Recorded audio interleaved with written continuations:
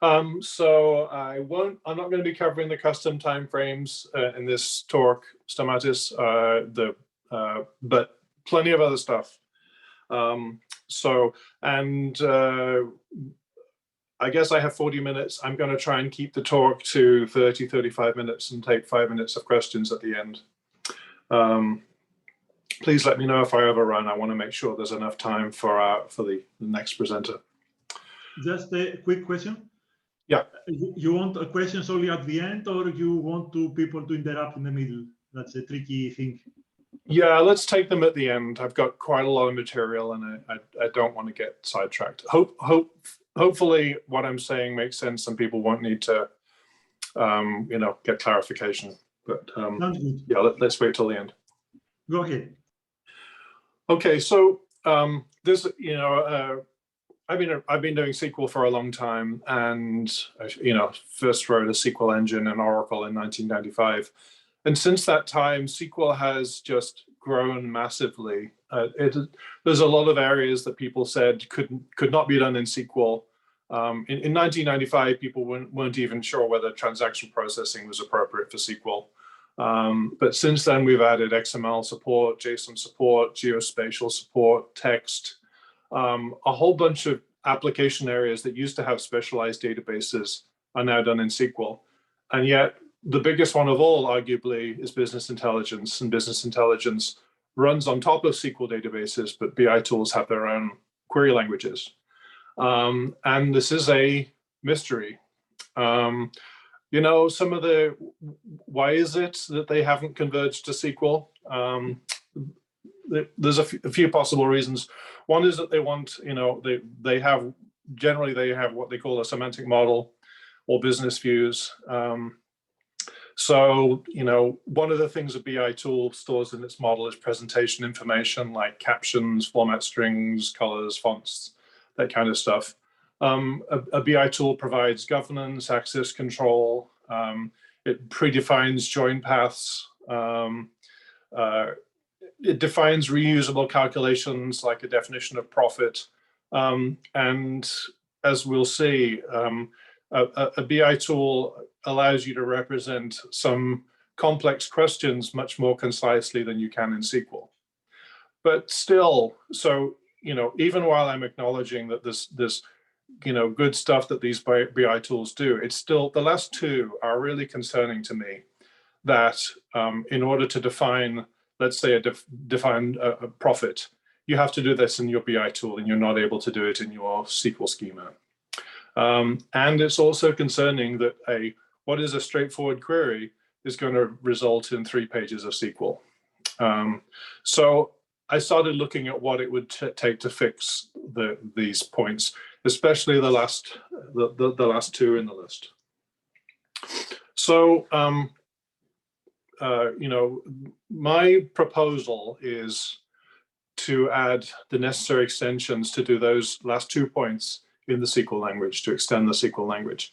This is work that I'm doing in Calcite, but it's something that I hope will be embraced by other dialects of SQL as well. I think it's just good for the industry. By having one language, we will be able to move processing to where it makes sense to process the data. We can use these cloud scale engines. I work for Google, so obviously BigQuery is on our minds. But other engines like Azure, the Hadoop-based engines like Hive, Redshift, and Snowflake are just very powerful places to process queries. If you're making a copy of your data into your BI tool, then inevitably there's a lag.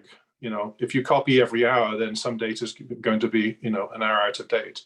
And that's difficult to explain to your users. And SQL is an open language, which means that you're not being locked into one particular vendor. So why is it hard to do this? Well, first of all, it's a different paradigm. And as I'll explain, the paradigm we need to bring in here is the multidimensional paradigm of data. And that is a more complex data model. It's more difficult to write query optimizers for it. And we can't break SQL.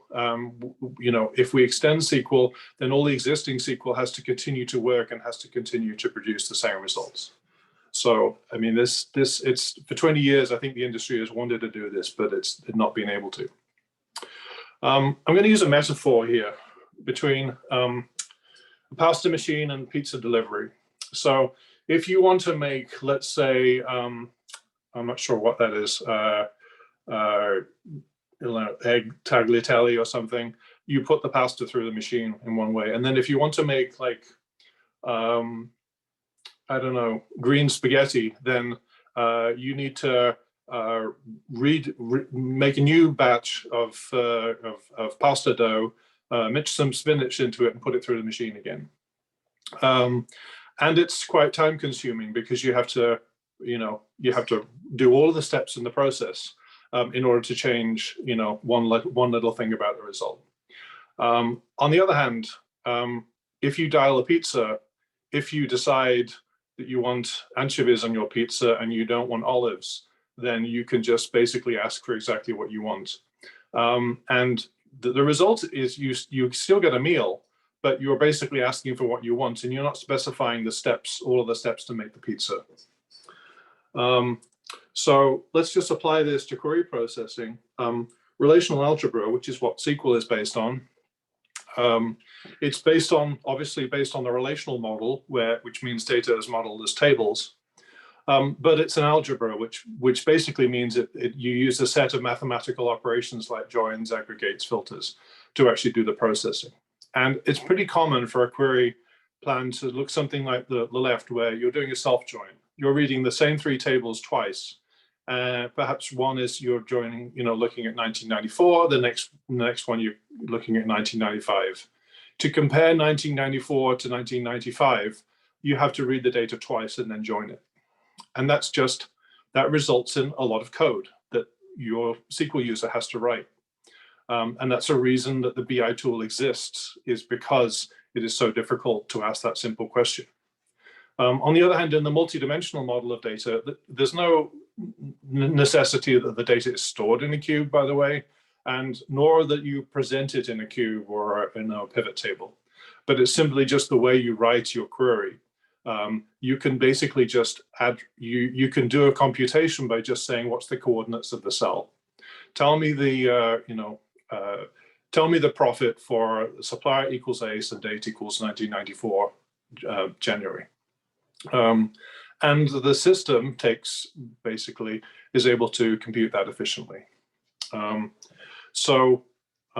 Here are some other examples. This is from a really old paper from 1997. Just some examples of the kind of queries that are easy to express in a multidimensional system and are hard to express in a relational system like SQL. Yeah, you can read those through later, but I'm just going to focus on the second one. So for supplier ACE and for each product, give the fractional increase in sales in January 1995 relative to the sales in January 1994. So if we do it in SQL, you've got the query on the left. You're basically joining three tables together for 1995 or January 1995. And then you're joining it to the data in 1994.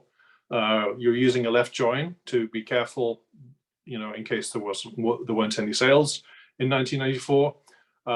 And then given those calculations, you can then compute sales in 95 minus sales in 94 divided by sales in 95. So that gives you the solution, and you have to be careful.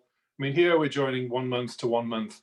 If you were to join at different grains, then you would have some additional worries, which is accidentally cross-multiplying the stuff on the left by the stuff on the right if you've got some double counting going on. So writing these queries is incredibly complicated, incredibly error-prone. And if you're writing them by hand, there's a serious risk that you're just giving your users the wrong results. So this is why people use BI tools. The MDX language, which launched in around 2000. So this is not, And it was not the first multidimensional language by any means. The MDX language, I mean, the identifiers are pretty long, but the query is actually, once you know how to read MDX, is actually very straightforward. We're defining this calculation. We've defined a calculation called sales last year, which is saying take the sales measure and parallel period computes the date that's 1 year before the current date, or whatever the current context is. And then we define sales growth as sales minus sales last year divided by sales last year. And then when we use it in the query is very straightforward. It looks a bit like SQL. It's not really like SQL, but we're basically asking for this sales growth measure, and we're asking for the members of the product dimension. And then where supplier.ace, we're saying only work over the one supplier.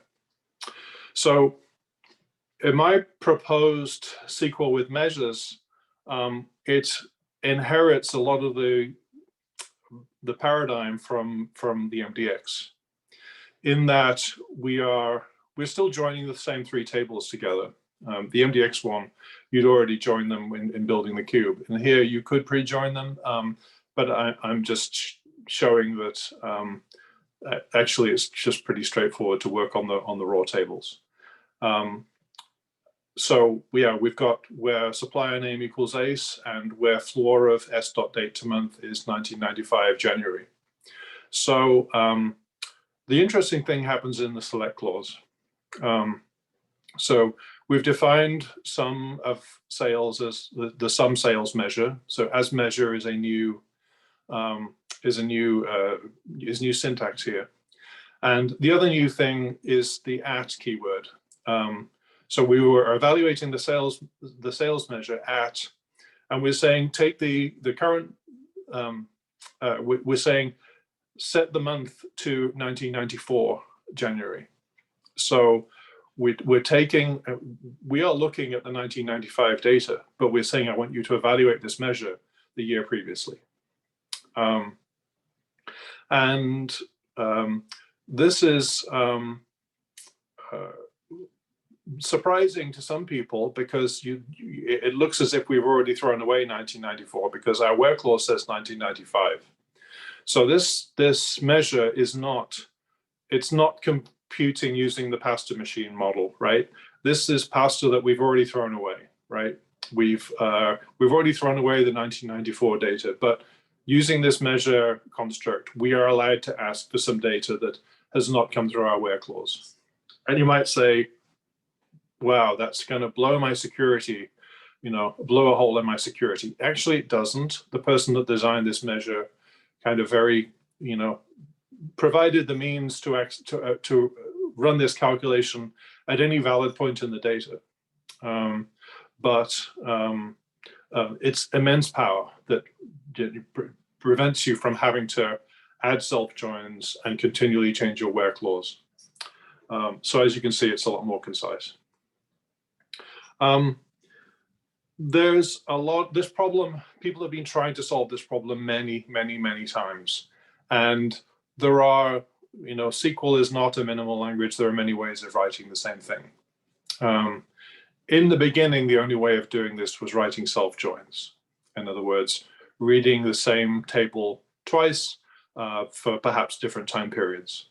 And then around, I think, SQL 2003 added window aggregate functions as a way to save on those self-joins, or as let's say a more concise syntax for that self-join. And a paper around the same time, which is called, the technique is called win magic, basically observed that you can take a correlated query, which is a form of self-join. So we're interested in all employees who earn above the average amount for their department. And the Win Magic paper observed that you can take a query of that kind and convert it to use windowed aggregate functions. And there's a couple of nice things about it. First of all, it's shorter. Second, there's no self-join, so we haven't had to copy paste the from clause. It's only one row in this, but in a real world query, that from clause can be pretty complicated.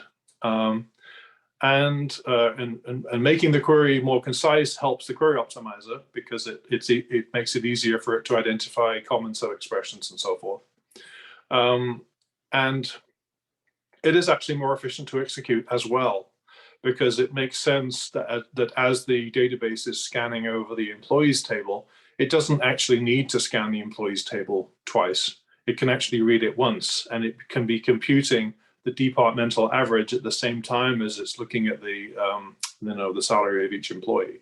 And once it's completed one department, it can then go back, skip back a few rows and filter out the employees who don't meet the threshold. So there's many good reasons to move from correlated subqueries and self-joins to windowed aggregates.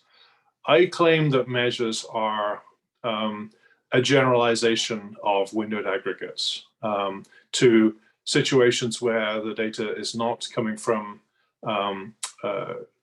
would have been filtered out by the where clause, or perhaps comes from a different table altogether, or perhaps comes from a different system altogether, like comes from a call to a remote procedure or a REST function or something like that. So hopefully this is the last improvement to SQL we will ever have to make with this problem. We'll see. So what is a measure? People initially think that it is a column with an aggregate function. This is a kind of comforting idea of a measure, but the idea that a measure is an aggregate function is, I don't know, it's one you should try and forget, one you should get out of your head, because people see a measure and then they immediately say, well, that implicitly means a group by, doesn't it? And no, it doesn't. This is not a good definition. Of course, a measure can be based on an aggregate function. A column that knows how to aggregate itself is a better definition. And this allows you to have formulas that are more complicated, like, sum of one thing divided by sum of another thing. And again, it allows you to put that formula inside the data model, inside the view definition or whatever it is, inside the subquery. And so the user, the query that's using this measure, doesn't have to know the calculation. And the query that's using this calculation can't screw it up. But the definition that I like to use is a column that can evaluate itself in any context. So obviously, given a year and a region, you can evaluate sum of sales. You can obviously evaluate this aggregate function. But you could use something that runs from the sales forecast table as opposed to the sales table. Or perhaps you could just call into the exchange rate service and find out what was the exchange rate on that day, which may not even be a table at all. Or it might be a table, but it might be hidden behind an API. And the other important thing about it is its value depends only on a predicate. So you pass in a predicate, in other words, which years you're interested in, which regions you're interested in, and it will return a result. If your measure obeys that contract, you can pass it a predicate, it will give you a row predicate, and it will give you a result. Then it can fit into this framework. So SQL's fundamental model is tables, and rows and columns. And columns contain values. Those values might be arrays or nested collections or whatever, but they're values. And tables, pretty much everything in SQL is tables. Queries produce tables, views are tables. And if someone gives you a table, you can't figure out whether it's a view or a base table. And that's by design, it's opaque. You can perhaps tell by the performance whether there's a materialized view or an index on this thing. But in terms of the results, you can't tell. And that's a good thing. So I write a query. The query produces a table. I can use that query as a subquery in another table in another query, I can use that. I can kind of build, queries on top of queries. And if I replace one of those subqueries with a table, it still produces the same results. And so this is how SQL holds together. It means that you only have to reason about the behavior of one query at a time, because you can treat all of its sources, subqueries, and whatever as just relations. Okay, so we want to do the same thing. We want to extend the table model to allow measures. And the concern is that this is just going to, just destroy the semantics. I claim that we are not going to destroy the semantics, although the semantics get more interesting and powerful. So we want to allow a table to have a new kind of column, which we call a measure. And a measure is, if you think about it, as a kind of an expression. The model is still closed. So table queries can consume tables with measures, and queries produce tables with measures. So the result of a query looks like the input to the next query. They are, I'd call them semi-opaque, in that the values that you return from one of these queries are, well, the non-measure columns is just still regular values, but a measure is an expression, or it's a means of evaluating that measure at any based on any predicate that you supply. So you've not completely, destroyed the access control model. So here's a query. I'm defining average salary as a measure. And I'm noticed, by the way, this query doesn't have a group by in it. So I've defined this formula, which is average salary, but I can choose, my enclosing query can choose what the group by is. And we're also using the @ function here to say, I want average salary of each employee. I will also want average salary of across all departments. So only in the outermost query do you actually specify the group by and say, choose the granularity. So these inner queries are just defining calculations. So it's a semi-opaque model, meaning we're delivering these measures. There's a lot of, we're giving the user the power to explore all the possible values of this measure, but there's still an access control model and stuff that the designer of the model did not intend the users to see. They still can't see it. So it's still secure. It's just giving more options to the user. By the way, if you want to define an average salary measure, if you try and do that as a SQL view, you will basically fail. If you define a view of average salary, based on department and job, you can't deduce the average salary of the department by rolling that up. You can't roll up an average to an average. So even for a really simple calculation like average salary, the table model is broken. Okay. So what we're, the big effort here is to produce a system with a strong data model and a strong query language. So in my opinion, these are the kind of the three components of a data system: query language, data model, and engine. And what we're doing here is we are extending the query language with this new concept of measures. And then we're allowing the data model, in other words, the tables and views that you can create, allowing the new capabilities of the query language to come through into this data model.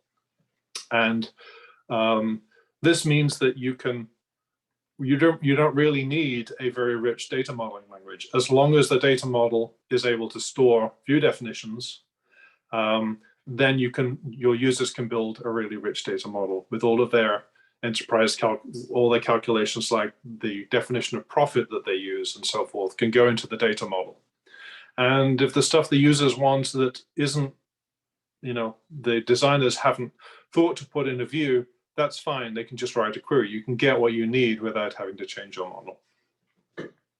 So this is a really powerful evolution of SQL's modeling capabilities. The syntax here, I've mentioned the as measure clause that allows you to define a measure and select. Some people are uncomfortable with using measures. They want them to look like aggregate functions. So we provide a new aggregate function called aggregate that does basically nothing, but just makes measures look like conventional aggregate functions. So this is kind of targeted at existing tools that don't have a concept of measures, but do have a concept of aggregate functions and user-defined aggregate functions. The at modifier basically allows you to evaluate an expression in a new context, and that's how we do these rich multidimensional calculations. So ways you can modify the context: you can clear a dimension to basically say, I want to, I'm not interested in this department, I'm interested in summing across all departments. That's, you use clear for that. Set is a way of saying, I want, even though I'm in department 30, I want to find the total for department 20. And current allows you to say, I want to evaluate for the current department minus 10. So it allows you to basically kind of move, do a relative addressing in this address space. And then visible and all, it basically controls whether you obey the filtering applied by the where clause. Then lastly, there's this per function, which allows you to do aggregation one step at a time to aggregate over one dimension using one aggregate function and another dimension using another aggregate function. In the interest of time, I'm going to skip through this. You still have 12 minutes, Julian. Okay, great.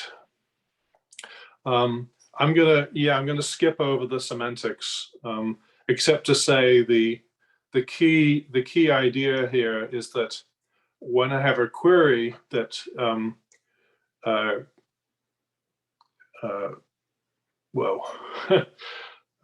there's supposed in number 4 that expression there's supposed to be an arrow. So for lambda functions, I'm using the idea of having a function where you pass in a predicate.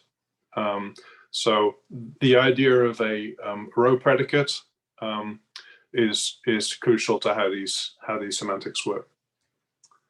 The per operator allows us to calculate at the right grain. So this is another thing that BI tools do that is important for these cases. So some expressions, for example, if you want to compute revenue from units and price per unit, you have to do that at the row level. You can't sum the units and sum the price per unit and then calculate revenue. You have to do this at the individual row level. Other things, you have to compute the measures at the top level. It has the calculation has to be the last thing that happens. So profit margin, if you want the profit margin of a business unit, you have to compute the sum of the revenue for the whole business unit, the sum of the cost for the whole business unit, and divide those. And then there are semi-additive measures and daily averages where you actually need to do them at an intermediate level. So if you're interested in the units of stock you have across all warehouses, you have to take the number of units of stock on the last day of the month for each warehouse and add those up.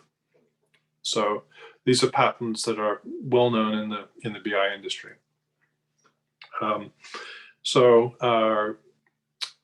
Let me explain subtotals, where I'm using group by roll-up here to generate some subtotals. So for each department and each job, and so you can see the 4th row, department 10, null. So that's the total for department 10.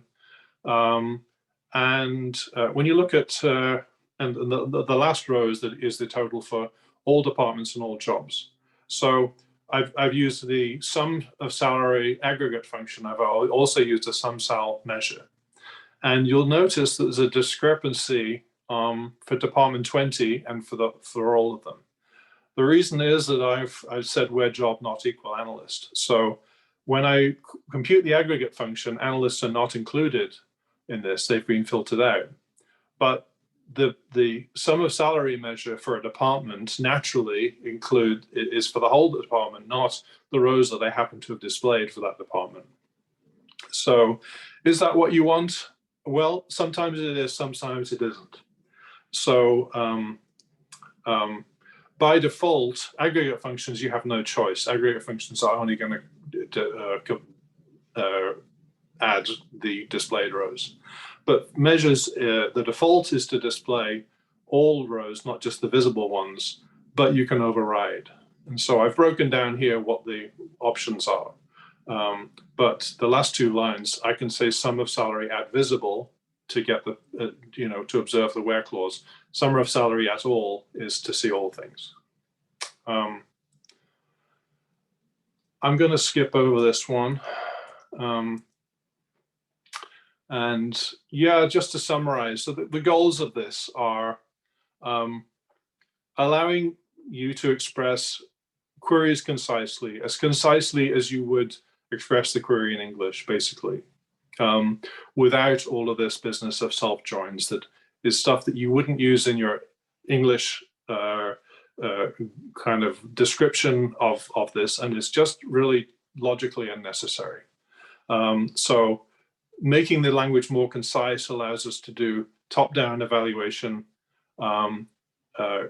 more concisely expressed, easier to optimize. It allows us to define reusable calculations as part of our data model, which previously, SQL wasn't able to do, even for simple calculations like average. And we have to do all of this while not breaking the SQL language. We have to maintain backwards compatibility. So that's all I have. I have a few minutes for questions. Many thanks, Julian. So are there questions for Julian?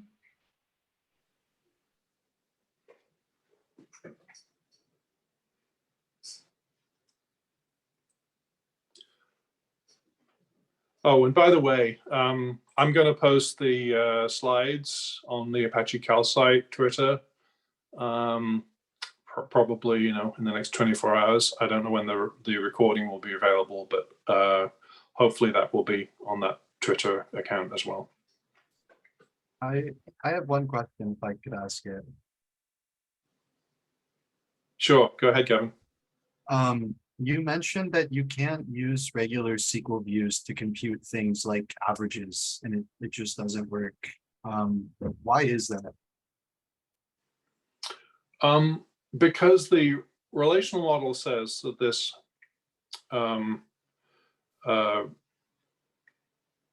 this view that you create based on average has to return values, right?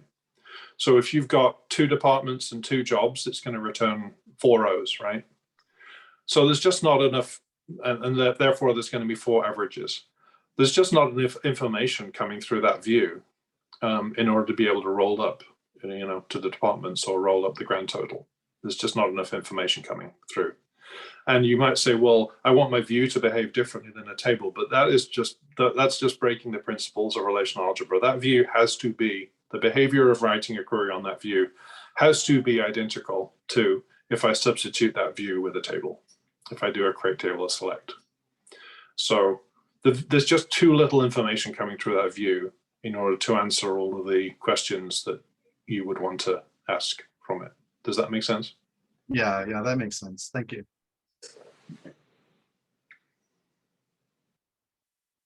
There is another question by Askar. So it says, any resources that you recommend to learn about more about measures, apart from the presentation, I guess? Yeah, this is it. This is the most complete description of it. I mean, this is work I've been doing for like a couple of years. There's in the references, there's a couple of Calcite issues logged. Some of them are in progress. Some of them are complete. Some of them, as you can see, are not even logged yet. So, this is ongoing development. But this is, the state of my thinking on this. And it's, we've been doing some work internally on this in Google, and it's approaching mature state. But honestly, this presentation is the most information I've put together in one place. So Thanks a lot. Thanks a lot. At first, I thought it was like some concept which was already thought of before. Was it like implementation in Calcite? Okay, thank you. Yeah, I mean, I worked with the MDX language and implemented the MDX language, and so I'm drawing a lot on my experiences with MDX, drawing a lot on the way Looker does things, and in internal discussions in Google, Moshe Pasumansky, who is one of the architects of MDX and Microsoft Analysis Services, he was involved in those discussions, and so a lot of the ideas came from him as well. I see. Thanks a lot again. So there is another question by Benny. Would there be solve orders on measures? Yeah, I presume this is Benny Chow. Hey, Benny. I don't know, Benny. Solve orders were a contentious issue in MDX. They solved some problems, but they'd made things more complicated to understand. So we may need them. Let's see.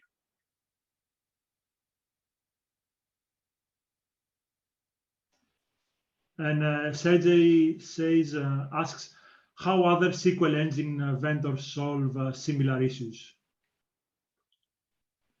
They don't. Yeah, as far as I know, the industry has not dealt with this problem. Most SQL engines are just resigned to the fact that there are going to be BI tools generating this, very complex SQL. And I think it's a shame because we've got these powerful SQL engines that are being underutilized because the important computations are happening in the BI tools and not in the SQL engines. Or the BI tools are throwing ridiculously complicated SQL at the SQL engines, and their optimizers just can't do a great job because the SQL is so complicated. They can't see the inherent simplicity in it. Yeah, just one last quick question. I was wondering, I might have missed this in the beginning. Have you looked at working on this with the standards? Like, is this going to be part of ANSI SQL and so on, or is it just going to be a Calcite specific extension? I'm doing some standards work, and the standards process moves. I'm doing it on streaming. The standards process moves very slowly, and in order to get enough momentum to make a standard, it helps if there are several people in the industry who already have solutions to the problem. So I don't envisage this as purely a Calcite thing. These ideas are applicable to other engines. I hope, for the good of the industry, I hope they are picked up and become industry standard. I think that will really just benefit everybody. So, we'll see. If we're, in 5 years talking about standardizing this stuff, that would be great. I'm approaching this, I'm designing this in a way that it could be standardized, but that's not a short-term goal. Thank you.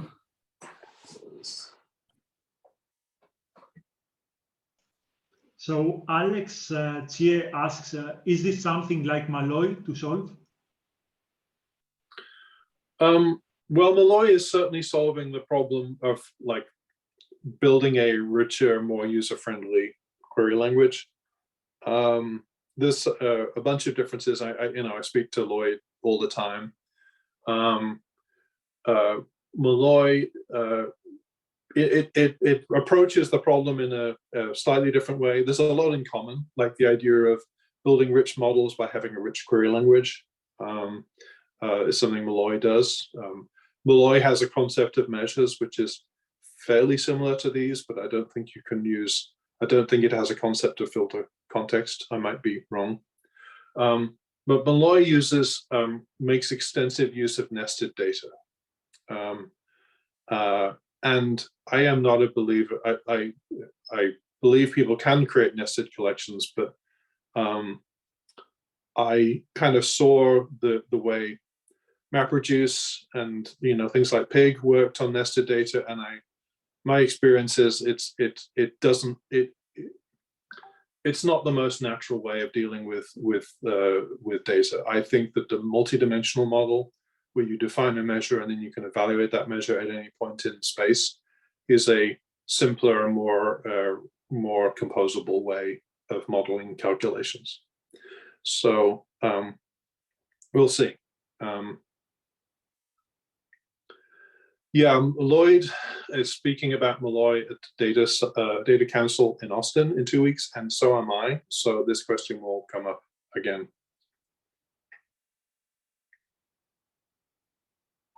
So Aditya asks, as you are from Google, how pliable is the AlloyDB team to incorporate these new SQL extensions? We've not talked to them. But we are discussing within Google. We'll see where it goes. This is not a committed feature of any Google product, and I'm really right now. I'm just speaking for Calcite. Work that I'm doing in open source in Calcite. We'll see what happens with Google.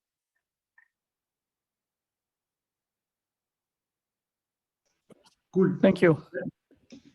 Then, yeah, I don't see other questions in the chat. Is somebody else wants to ask something, Julian? Yeah, I don't think so. So let's call it. And happy to answer questions later on if people have them.